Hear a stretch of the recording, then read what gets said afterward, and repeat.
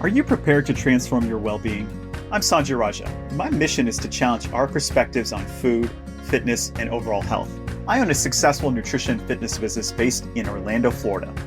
And through this experience, I've learned that there's no one-size-fits-all solution.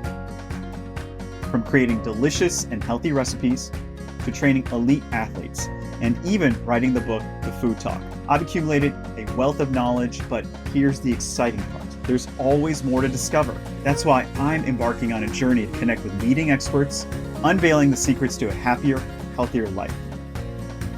Together, let's explore innovative ways to enhance our well-being. This is Recipe for Wellness.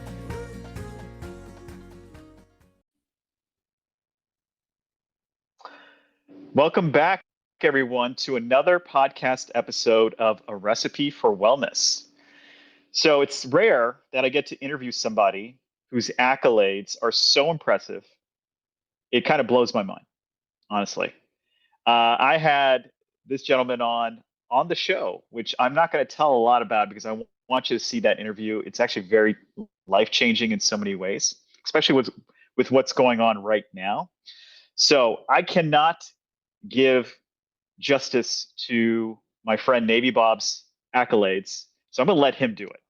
But let's just say this is the guy you read about in Tom Clancy novels. I'll just say that.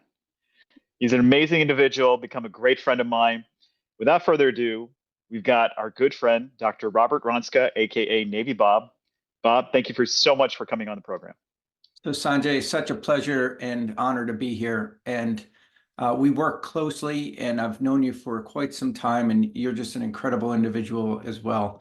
So just wanted to say thank you for having me on, and we have common purpose.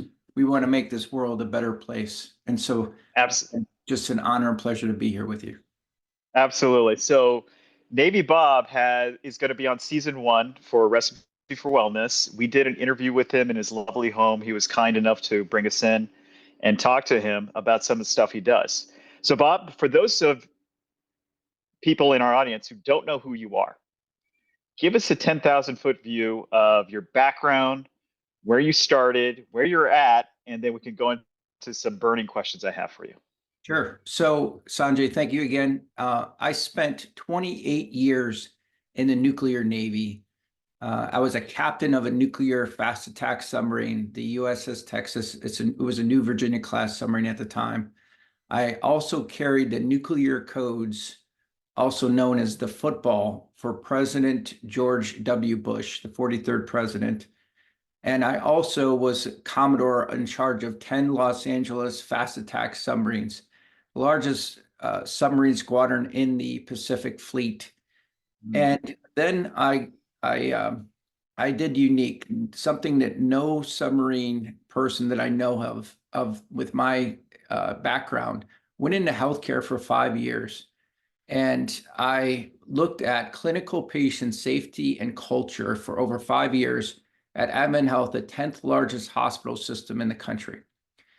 So it was interesting, and to see the cultural differences between the nuclear Navy and in healthcare.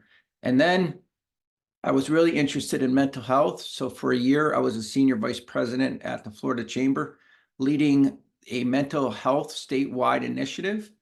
And now I have 2 books, 1 book out, another book coming out. And I want to make this world a better place with leading with love and healthcare high reliability. So Sanjay, that's the 10,000. So he's being modest, folks. Honestly, his resume is so impressive that I've gotten to know him over time. We met through a mutual contact, and we were both working on mental health initiatives. Me through my TV show, you through your long history and your experience in the Navy. But give some background without giving too much away, because we want people to see your episode on the TV show. And that is, I heard your story about how you commanded one of the largest subfleets in the U.S. Navy. And go and share with the audience that story you told me about how you changed culture on the fast attack sub. And I'll give you a little bit of background to everybody. That is, I was in the corporate sector for a very long time. And I jumped from company to company to company. And what I realized was corporate culture is so important. It's as important as compensation. It affects your daily life because here in this country, we have a hard time maintaining work-life balance. And that being said, you want to be happy going to work every single day. I was not. So I jumped several different companies and then I just left the private sector and I said, I'm just going to do my own thing, became an entrepreneur. And I've been so happy ever since. It's a rough journey, it's a tough journey, but it's one of the most rewarding journeys. So Navy Bob's experience in the Navy is so unique, but it's so applicable to everybody's personal and professional life. So share with the audience, Bob, the story you told me. Sure, sir, Sanjay. And so I went to the nuclear Navy, as I discussed, for 28 years. And if you look at the high reliability of the nuclear Navy, it's known for one of the most safest organizations that ever existed. And you have 20-year-old sailors operating these nuclear reactors, highly enriched, and we've never had a reactor accident. And so when you go to the nuclear Navy, it is one of the most formal organizations where everybody uses the same equipment, the same procedures, they all go through the same schools. And yet, when I was going throughout my 28 years, and I rode almost every single submarine in the fleet, there was such a profound difference in performance. And it was a hypothesis that the only thing that was different was leadership and culture. And Yeah. so when I was on the submarine, and how I found this out, what I really was a light bulb for me, when I took command of the USS Texas in 2009, it was one of the worst performing ships in the fleet. The morale was extremely low. We almost failed a major engineering inspection, and the crew was just apathetic. And it was like the game whack-a-mole. It was every day. It was an if, it was when you're having these significant problems, such more in greater frequency than ever existed before. And so I went to the culture of the crew, which I knew was the difference of good performing ships and bad. And I did something so simple, but yet so profound. I asked the crew what their crew top three were. I just asked them, what are your top three concerns? And I formally put this out in a piece of paper. I put 1, 2, 3 and asked everyone to fill this out. If they didn't have anything, all I asked is to put their name at the top. Took 5 seconds. And I didn't think I would get anything. And this is when I first took over. It was in a month. And I got a stack of papers that came back I was just got sick to my stomach. I had no idea all these things were such a big issue. And one of the issues of many was there wasn't sufficient number of computers. Half the computers were broken on the submarine. And that entailed that about 2 hours per sailor per day, they had to spend extra that they couldn't be with their families because there wasn't sufficient equipment on board. And you see this Yeah. across the corporate world. And so that was the light bulb that went off for me. No wonder why we're having all these issues, because the crew didn't care for the ship, because the ship didn't care for them or the organization. It was the culture. So I immediately went up topside after I got these responses. I got new computers that day. Within 3 or 4 hours, the crew was mustered again on topside. And I said to them, I am so sorry. I love you. I care for you. This will never happen again. I have new computers for everybody. I really appreciate you letting me know. I am so sorry.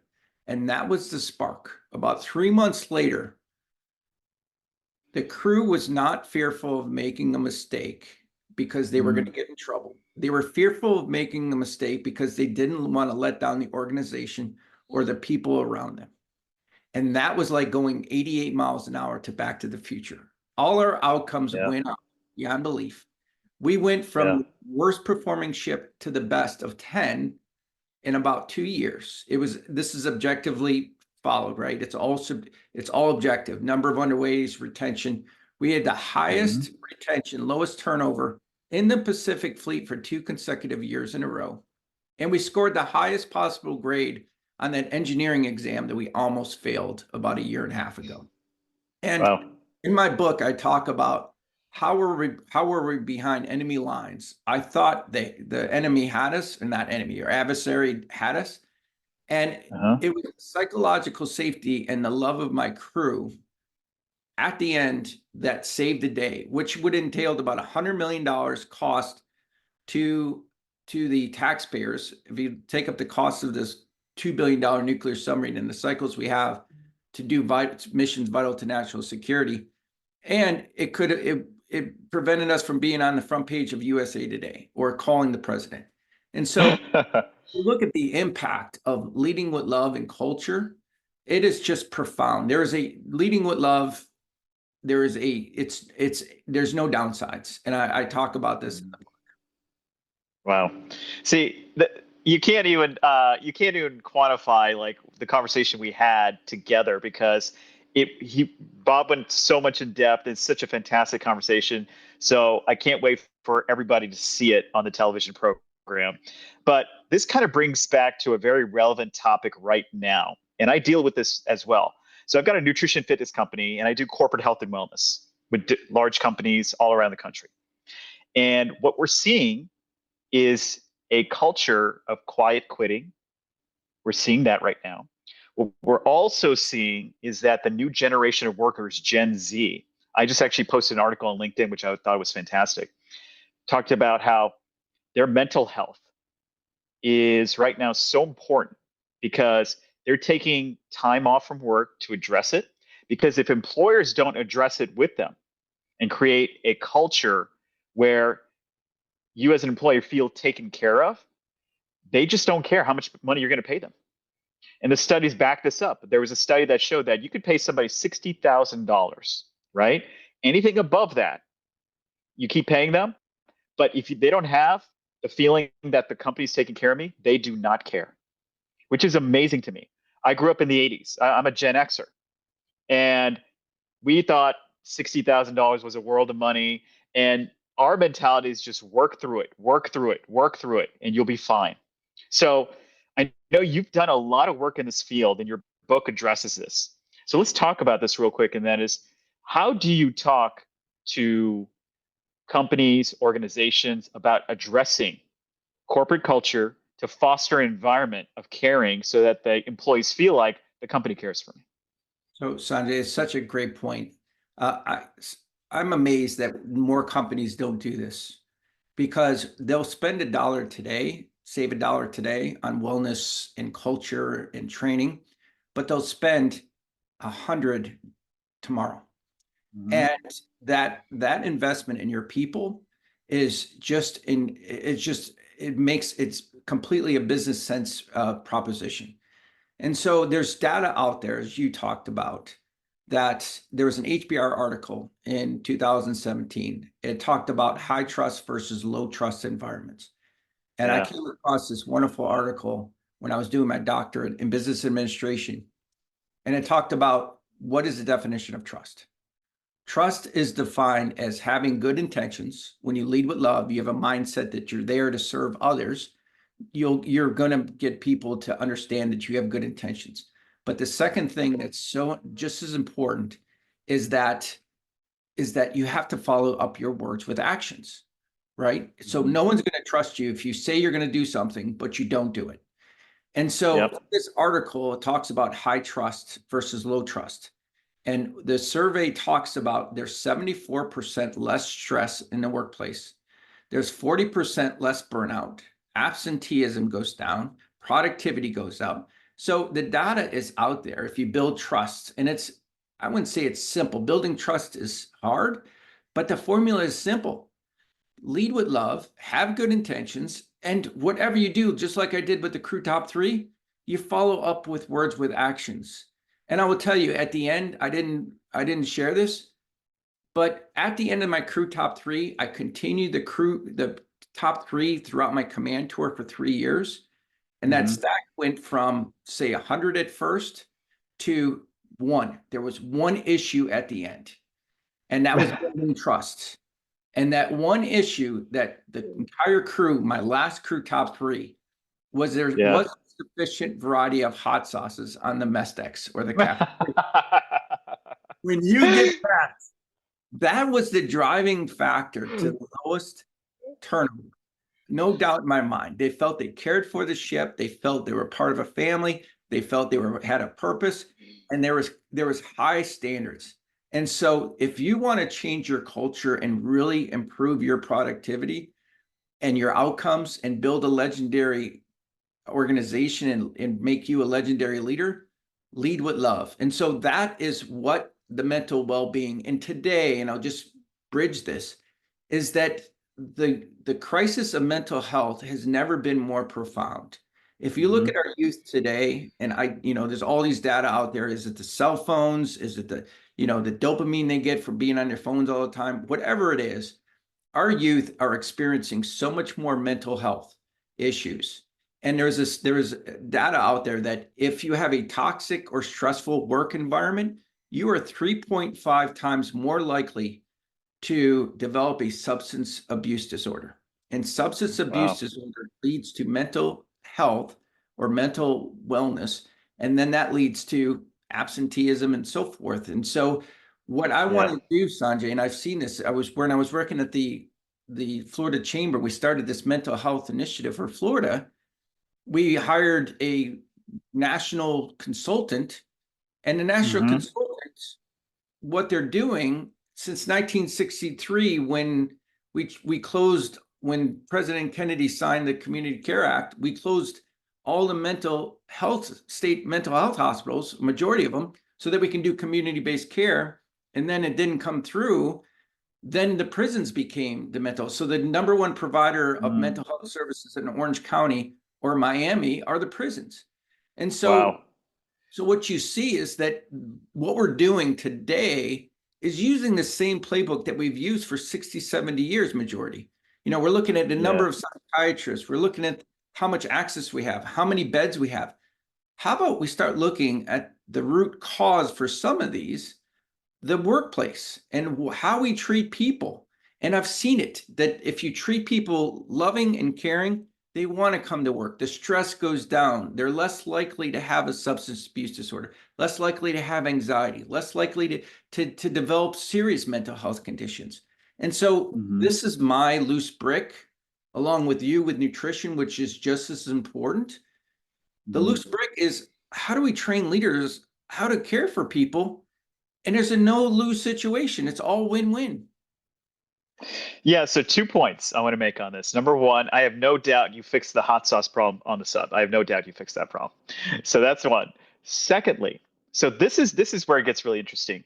You are in a very unique position to talk about this. The reason why is that my perception, what we see on TV, what we see in the movies, TV shows, is that military is about that hard mindset, right? It's about that, you know what? We just get the job done no matter what the cost, the mission, the purpose, all that is taken care of, right? And you're saying leading with love, coming from the Navy, a very respected organization, the most impressive fighting force, within the United States military.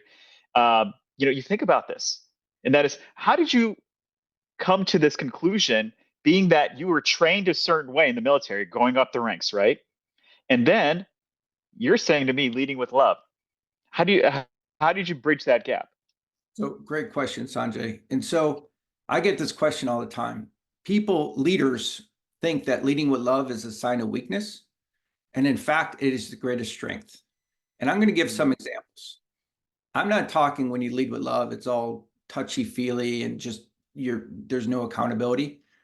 If you don't have accountability and look yourself in the mirror first, if there was an issue, there's not love. You don't love the organization. You have to have just accountability.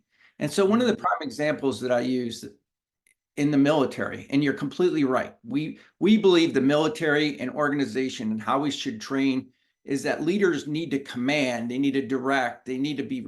No, leaders are there to take care of the people underneath them. And that is the main job of a leader. And I teach leadership at UCF, Masters of Healthcare Administration, along with policy, safety, and so forth. And I've been with my doctorate, and I've been embedded in the leadership books. This is no doubt the most profound leadership style that is needed today. It's no longer working as we done before.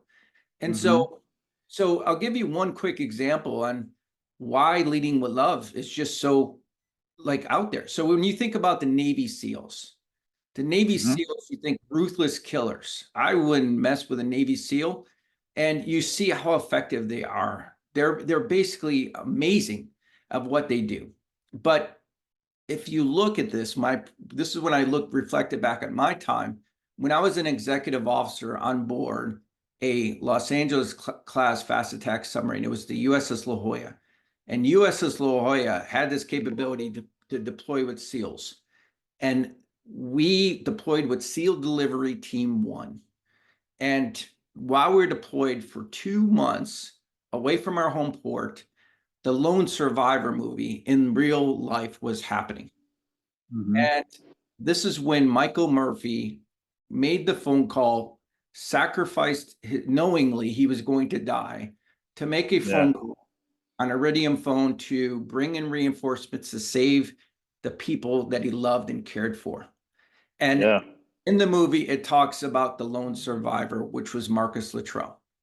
And so here's me 3 years later supporting President Bush on stage in the East Room, provide the Medal of Honor posthumously to Michael Murphy's parents. It was on stage in the Wow. East Room. And Yeah. and you know who was in the audience? It was Marcus Luttrell. Mm. So if you think about love, love is sacrificially of giving yourself for the benefit of others. And there's no Yeah. greater sacrifice than to give up your life for others. And so if we think that there's leadership at the most successful organizations such as the Navy SEALs, that you have to be hard-nosed, you have to command with force, that is not what's effective. And it's I just gave you an example in the Navy SEALs. They lead with love. Hmm. There's no doubt in my mind. Yeah, so it's very different from what you see on TV, honestly. Like we get trained to see that this they don't show emotion, they don't show any sort of, I don't know, I guess empathy, if you want to call it, but it's so different. But talking to you, because you're in a unique position to really speak about this. But before I go further, I want to make sure and say thank you for your service, Navy Bob, number one. And thank you to service for all our military members in all the branches. We really appreciate what you do. So I want to make sure we say that. But let's talk about this point here. And that is change is hard, right? Change is difficult. And I see this all the time. I train individuals, I train athletes, I train companies to really focus on health, wellness, and that includes mental health, right? And I've got friends all over the world, and what's so interesting is that in Japan, you know what the average number of companies an employee works for in Japan? It's one. Wow. They never jump ship. You know why? Because the company provides their housing, mandatory 3 months vacation. They provide so many services. And when I was traveling, I talked to some of these people, and you know what they told me? They said, "Oh yeah, if I don't take my vacation, I'm punished for that." They get very upset with me. We have to take 3 months of vacation, and the company pays for the entire thing. Right now, that's a model that's so radical compared to what we do in the States. Now, can you maybe talk about this if you have some insight, which is there's a new model that's going across the country right now that some companies are testing, which is the 4-day work week. Have you heard about this? Yes. Right. Can you give me some insight? What are your thoughts on that? But what they're finding is that it's really effective because workers are more productive. Absolutely. And I think there's twofold. One, I couldn't agree with you more. There was this one company like we do in that they do in Japan, is that they force people to take vacation. And when Hmm. they completed all their vacation at the end of the year, they would get a bonus. Yeah, Bonus to take their vacation, to be able to spend that's their amazing. family vacations. And the reporter that was interviewing the CEO, which was extremely successful, says, this is counterproductive. Like you're Yeah, giving money so that people can take off of work. He says it yeah, doesn't make sense. He says, you know what doesn't make sense is that we haven't had any turnover and our numbers are through the roof. And so it does make sense. And this is the opposite mindset of what leaders have to do. It, like I Yeah. said, it goes back to saving $1 today and paying, 100 units tomorrow. It's that short-sighted mindset. But Yeah. having 4-day work weeks and saying that you care and you give them, the burnout, reduces that caring and 4-day work week and give them a voice and making them feel valued is why this is working. And we talked about this in the interview, is that McKinsey came out at an article, the great resignation and great redesignation in 2020. Yeah. Number one reason why employees are leaving, people think it was the pay. It was they didn't feel valued. And when you give Yep. people like the crew top three a voice, that my voice matters. I feel valued at work. They respect me that I'm working 4 days a week, and they're worried about my well-being and my work-life balance. Productivity will exceed, no doubt in my mind, of the 5-day work week compared to a 4-day work week. So it absolutely works. So I'm sure you've interacted with a lot of companies, right? A lot of different organizations, large and small, just like I have. The number one objection I get is from these companies when I say, if you don't allocate dollars towards your employees for health and wellness, for mental health, physical, nutritional support, here's what's going to happen. Nothing will change in your organization, right? Nothing changes. So you're right back to where you started and you're not moving forward, even though you say you want to increase productivity. What's the number one objection you get? And how do you overcome that objection when you talk to an organization about implementing some of these strategies? So what I think the root cause is, if you look at majority of the companies that leadership are incentivized by productivity. And it's really easy as a leader to show short-term results and Yeah. culture turnover. I think we're starting to see a change, but that should be one of the biggest litmus tests or results or data that shows bonuses, not productivity. Productivity is important. I totally understand. You need money for the survivability of the company. But some leaders Yeah. are holding back organizations tenfold because of their apathetic, toxic working relationship. So I believe the biggest impact is that it takes time. It takes effort, and it takes a lot of commitment to see that long term. And a lot of these CEOs, just like in the Navy, you're only in a position for 2 to 3 years. So you're never Mm. going to see the long-term results that you would expect from a company. So the person at the top, whoever is the CEO, they need to have that vision. And you see that from Good to Great in the book. They do. They put people first and get the right people on the bus, and they make it simple. This is the recipe from going from good to great, or even having a long-lasting impact. There's a parable, and I can't recall what it is, but the parable goes, and that is you plant the seeds for a tree of which the shade you'll never get to enjoy. Yeah. Right? Right? And so I think that's the true definition of love, is that we're planting seeds for something we're never going to get to enjoy, but future generations will. And we're doing it because we're being completely altruistic, and we want a better tomorrow.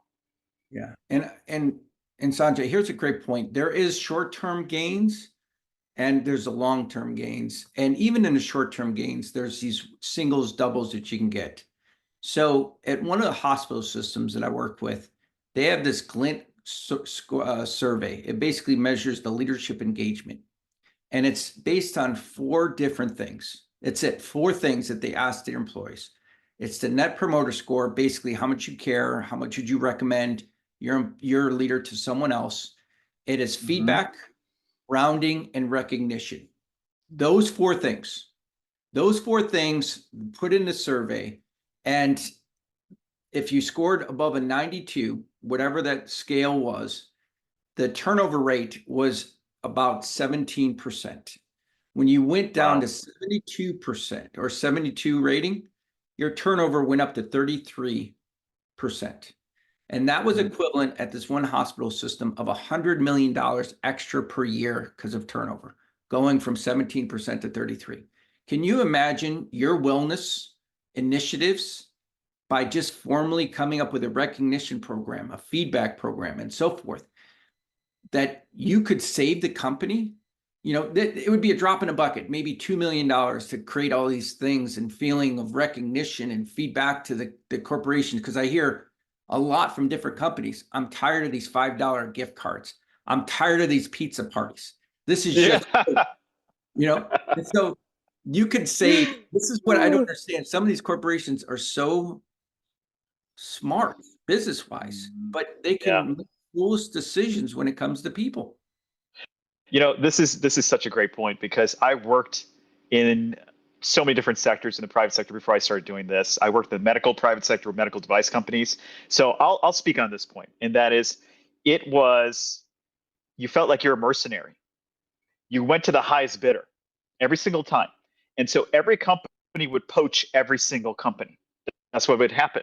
And within one organization, if you lasted for 2-3 years, that was pretty good. The average turnover rate, the average amount of jobs just in the medical device field that a medical device rep will take, guess how many it is in their career?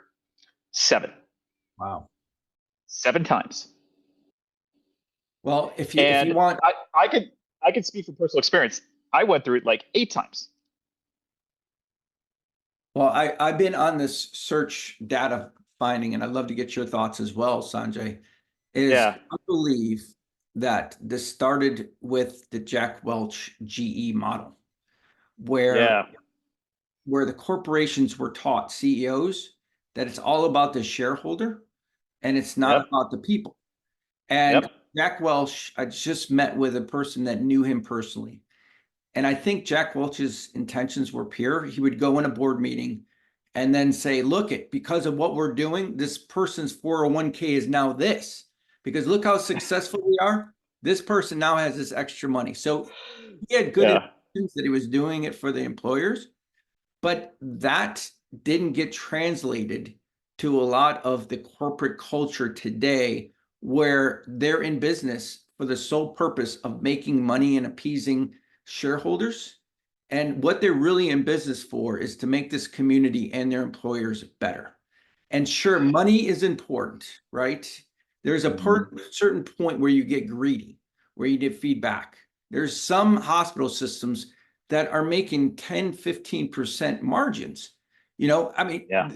I got it. You're building more brick and mortar so you can provide some more, but there's a certain limit that you have to start paying back to your employers so that you feel like you're in the business for the right reason. You're not in business to appease the shareholders or your special interest. Yeah. So this is a great point, and I'll speak on this with you, and that is, it was the bell curve model that we were taught when I went into corporate America, which is you've got your top performers, you've got your bottom performers, and you got right in the middle. So I'll share this little nugget of information that I learned. When you're in sales, for example, because this is how corporate culture is in sales, especially in the medical device world, you want to be right in the middle. You don't want to be the bottom because there's eyeballs on you now. You don't want to be the top. The reason why is because then next year, your expectations are that much higher, plus 20%. So if you are the highest performer, you're going to be punished the next year. If you are the mid-range performer, you are not punished. You're just go with the flow. If you're the lowest performer, you're on the chopping block. You know this, right? So tell me, how as an organization we're going to grow? Tell me how we're going to do this. It was interesting the conversations I had with all the managers I've ever worked with, because they would tell me, a lot of them, if they're being honest, they said, we don't agree with it. I'm just trying to hold on to my job. That's all I'm trying to do. Right. So then what happens is they create a culture of fear, not accountability, but fear of losing your job. And the worst thing I ever heard, every single time a manager told me this, I would question. I would say, you know what? It's better for me to quit right now than it's for me to continue on with this organization, even if I was doing well. Is in sales, the rule is basically there's things that are out of your control and there are things that are in your control. But if you go to your manager and you say, hey, I've got this objection, I don't know how I'm going to get through this, can you give me some feedback? If a manager ever told me sell through it, I was done. I was done. Yeah. You know what I mean? Yeah. So it's such a culture of fear they've created in that particular industry, especially in sales. They always told us, you're part of a team. No, I wasn't. I was judged against my teammate all the time. So we didn't create a team at all, even though we were quote unquote a team. We created an organization that's cannibalizing itself, right? So, based on your insights and your experience in the Navy, one of the highest performing organizations in the world, how do you create a structure? And this is really, I think this is, I've been curious about this, where I'm sure there's a lot of officers in the same position as you, and you all want to move up in rank, correct? But there's only so many ranks somebody can take. Is that correct? So you need to educate me here. How do you, let's say, Bob, your friend Steve, you and him are going for captain, and you're both commanders, right? How do you create a culture where you're not going against each other, but one gets the position the other does not? Does this make sense? I think it's, yes, I totally understand what you're saying. And so to give you how leaders are promoted in the Navy, and I'm sure this is in other forces as well. So in Millington, Tennessee, there's boards. So when you go for a captain board or a commanding officer board or executive officer board, you go in front of a certain year group of your peers, and your record is put up on display for Mm. other officers to evaluate. And so one will brief your record and say, hey, this is Bob, this is his career, this is the ships he's been on, this is how he's been ranked, and this is the performance of the ship. And then everybody in the audience has a confidence rating. So it goes 0, 25, 50, 75, 100. And so if a person does well and they believe 100% confidence that this person should go then be a commanding officer of a nuclear submarine, they all vote Hmm. up and they take a certain percentage of looks that year. And so I just want to tell you, it is a fair process, but what you're being graded upon amongst your peers, so it's fair, is how well did you do personally on your ship? Mm. How did you get Yeah. ranked? And so going back to leading with love, and this is the mindset that leading with love doesn't mean you're just giving everyone to do what they want. Love is a mindset that you truly care about that individual and that organization, which means Yeah. you're also going to be successful, right? You want success because when you're successful, those people that you're in charge or your people around you, that when they go in front of that board and they see that ship's performance or they did well in an inspection, they get ranked higher, they are doing better than their peers, not because you wanted to beat out your peers. It's just because you love the people that you're with. And that's where you Hmm. did really well. And I'll tell you, even in a micro level. So when the ranking system on board a submarine, so even like, for example, a chief petty officer, if you have, say, 20 chief petty officers on board, you can only give a certain number of them, and it's called an early promote, right? Hmm. And the early promote, then when they go up in front of the board, they'll say, hey, he's an early promote. This guy probably should be 100. But then during that same cycle, you can only give a certain portion a must promote, and then a certain portion a promotable. So how I handled this, I knew exactly every board. I knew how much time they were on board. And I would sit down with each individual and say, listen, I intend to give you the EP here because you're doing a phenomenal job, early promote. But then I need to transfer you off before the next one so that we can make room for someone else. And so Mm. the goal was to maximize through planning and caring. And they knew I was doing this because I concentrated and loved and took care of my people, made it my number one priority, because then they would take care of the ship. That is how you can develop this loving, not cutthroat situation in a micro or a macro organization.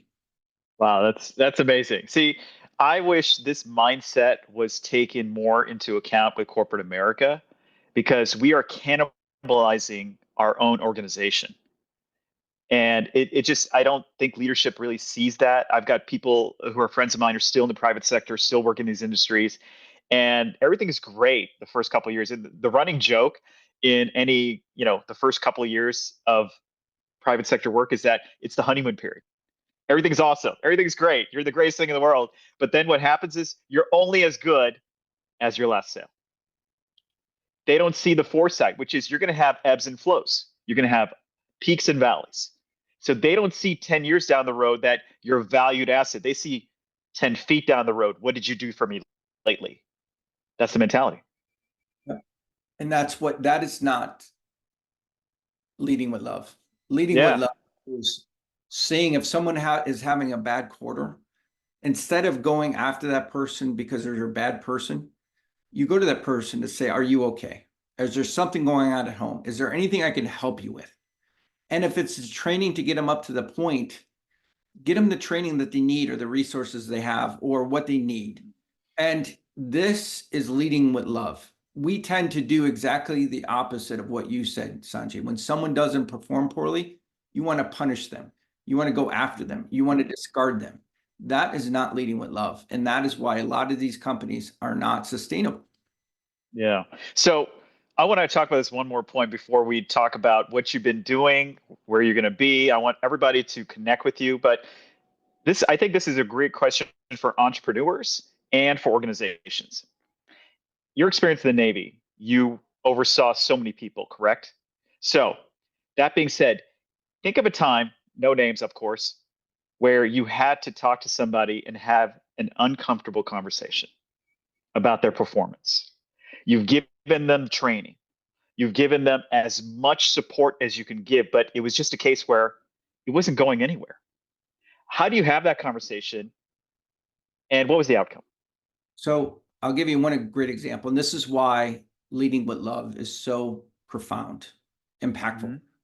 And so just like the book, Good to Great, like I did when I was having all those issues on the submarine, I could have easily taken people and punished them. There's this thing called NJP, non-judicial punishment, where I could have reduced their rate, took away pay, made them for 60 days eat bread and water. We still have that in the Navy. It's crazy. Wow. And I didn't. What I did when we're having all these issues, I looked myself in the mirror. I said, what am I doing to inhibit this culture or create this culture? What am I doing where I'm not giving them the right resources? And that is where I came up with the crew top 3. After that, I set specific standards like procedural compliance.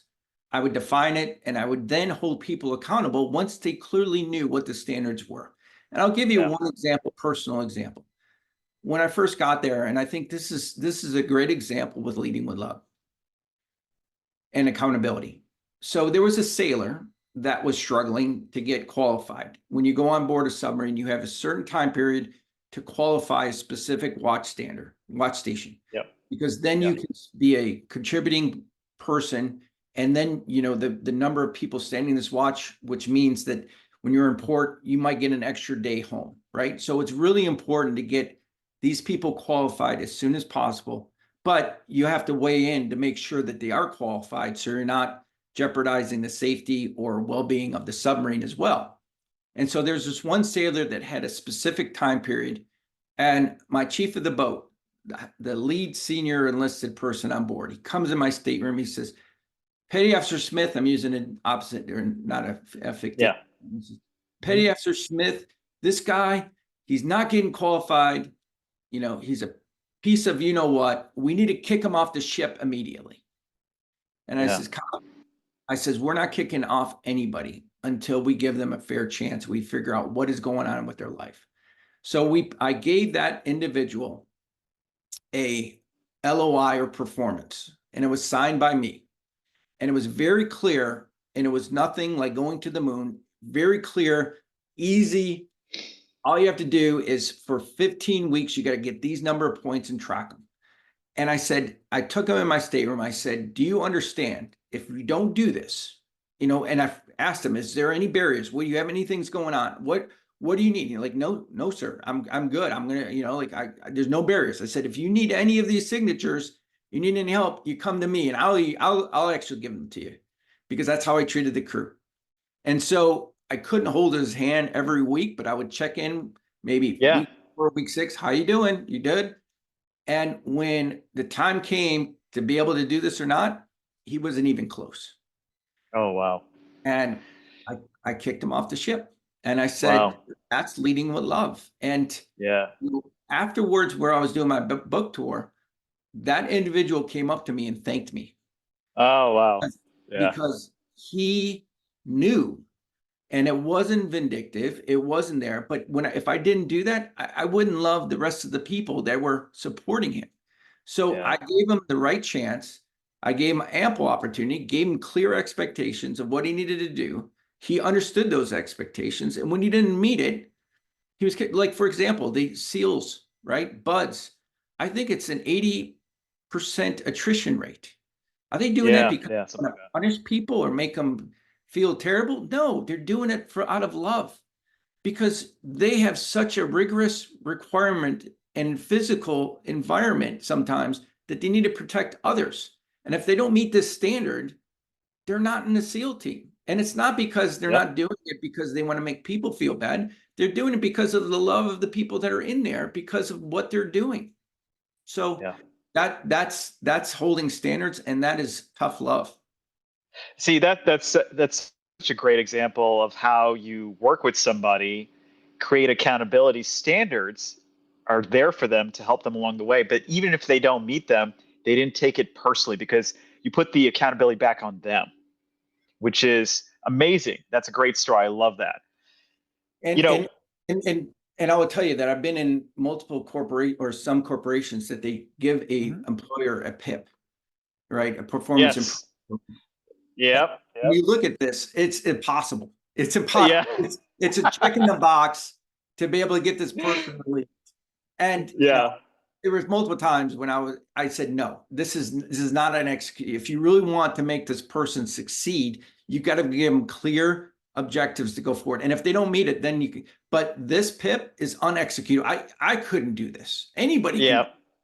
Yeah. And and so, but that's the culture of corporate today in HR. Yeah, I'm hoping, with our show, with the work you're doing, with this podcast, we can start changing corporate culture one step at a time. And I think it's heading in the right direction. So I'm optimistic because companies are testing the 4-day work week out. I'm seeing companies open to the idea of saying, you know what, give our employees mental health days. I'm seeing this happen. It's slow, but nothing happens overnight. So I get it. So, And so I, but So Sanjay, I couldn't agree more because if you look at the history, and I'm looking back, when when we grew up, our parents had parents in the Great Depression, right? They were just yeah, thankful to go to work, to have a job because their foundation was their family. This yeah. next generation, they're they weren't the parents that came up coddled them. And I'll use this in tongue in cheek, but everyone got a participation trophy. So Yeah. everyone was valued, everyone, but then they go into the corporate world where you had the Jack Walsh. It became about Hmm. profits and the examples you gave. It was Yeah. like unbelievable, like change, culture change of going to what the environment is today in the home life compared to what corporate America is doing. And this is why you're seeing a lot of people leaving the workplace and they're not putting. Yeah. So you have two options out there, corporate America. You can adjust or you can suffer the high turnover rate, right? You That's can right. go to Yeah. the playbook that you did before. And so Yep. what I am doing is we know that those four things that I talked about is a recognition program, which is not many existent in corporate America. If it is, it's very shallow. Like Yeah. the other one is feedback. The other one is rounding. How often do leaders round? How do you measure that? And a net promoter score. How much do you care for them? So we have ability, or what we're doing is to formally provide this to corporations to improve their outcomes at such a minimal cost compared to the turnover rates that we're seeing in today's Yeah. corporations. Bob, I could talk to you about this stuff all day. Conversations with you are just so interesting, and you're just an amazing individual. But I'm an actor also, so I got to ask this question. I don't think we talked about this in our face to face, which was most accurate submarine movie to date. Be Hunt for Red October? Would it be Crimson Tide? Would it be Hunter Killer? Would it be U-571? What's the most accurate submarine movie out there? Well, the movie that I went into the submarine force that I saw was Hunt for October. And so there are some realistic, and I won't go into details, Yeah. but Hunt for October is so realistic. But obviously, there's no recollection of a defect. They were defecting to, give us a. Sure. So there's some movie, Yeah. but I would say Hunt for Red October by far is the most accurate movie. And I was been on a ballistic missile submarine, so Crimson Tide is also well. And Hunter Killer, it was a Virginia class. So Yep. all those things, if you take out the movie, like out of the box, Yeah. Hunt for October is my favorite. There you go. Yeah, that's what I thought. All right. So you've got so much going on. So I want to make sure the audience knows what you're doing and where they can connect with you. So share a little bit about where you're going to be, what you're doing, some of the books, speaking tours, and how people could connect with you. So thank you, Sanjay. So I have one book out currently, and it came out in May. It's called Beyond the Sea, Leading with Love from the Nuclear Navy to the White House to healthcare. And so in there, it talks about specifically, it's part memoir that talks about how my childhood, where I learned it in the submarine force, how I learned it at the White House, and then in healthcare, why this is applicable to any industry at any age, leading with love. And it talks about my doctorate. So the book is out on Amazon, or you can go to my website, www.navybob.com. We also have a website that we're transitioning to leadingwithlove.com, www.leadingwithlove.com. So you can. Excellent. And I have another book coming out with Dr. Coleman, who used to be the physician to President Obama, who I worked with at Wow. Admin 5 years. And it's called High Reliability Healthcare, Sharing the Secrets of the Nuclear Navy to Save Patient Lives. And so I'm really excited about this book because for the audience that doesn't know this, the third leading cause of death in this country behind heart disease and cancer is medical errors. Medical Yeah. errors. And medical errors they can be avoided. And if you look at the number, if anyone would want to see something more profound that hasn't changed, watch the video, the trailer to Air is Human. It talks about how there's 5 747s going down every day. It's filled with an Arlington cemetery of people that are dying in the hospitals that shouldn't. And what this book is, I teach healthcare safety at UCF. And so I've been through the all IHI courses. I've been in clinical safety for 5 years, but I've been in the nuclear Navy for 28 years. What this book talks about is what the nuclear Navy is doing that we can adopt into healthcare to make us safer.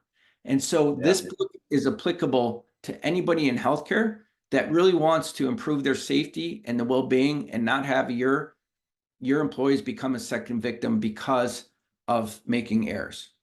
So I'm speaking. Yeah. The book launch is with Dr. Coleman. Our first event is on December 10th at the Winter Park Library here in Florida. It's right next to Orlando. And so if you're in the Orlando area, you're more than welcome. We'll put it on the website. But then we're going across. I'm on a speakers bureau, LAI, Leadership Authorities, LLC. So if you're interested in me coming to speak, please reach out to Leadership Authorities, and I'd be happy to speak about either leading with love, healthcare, or safety in general. Awesome. And all your social media can be found on www.navybob.com. Yes. Awesome. And I'm on Facebook and LinkedIn, so please, navybob.com or navybob, and you'll be able to find me. Well, folks, I mean, I could talk to Bob for hours. He's just one of the most interesting people I've ever met in my life, and I'm so glad to call him a friend. And once again, thank you for your service, and to all those military folks in all the branches who serve for our country. Thank you for your service. But Bob, this has been a pleasure. I cannot wait for the audience to see your episode. I did the editing on it with our director, Michael May. We sent it off to the network for QC, and the feedback we got from your episode was pretty amazing. People are really going to enjoy it. You're amazing. But So thank you. I appreciate you. So that being said, folks, thank you for joining us on another podcast episode of Recipe for Wellness, and we'll catch you again very soon. Thank you, Bob. Thank you.